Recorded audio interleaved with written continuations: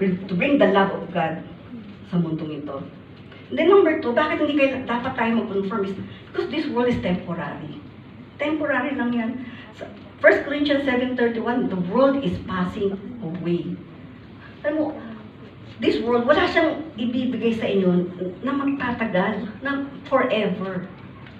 Well, business, money, youth ninyo, yung career ninyo, success ninyo, this will pass away. So, hindi tayo pwede ilagay, hindi natin pwede ilagay yung pag-asa ng buhay natin sa mga bagay na ito. In the blink of an eye, pwedeng mawala lahat yan. This world is temporary, it is passing away. And then another reason why we shouldn't conform is because the wisdom of the world is foolishness. Foolishness. Ayun nga, yung mali, naging tama. Alam mo,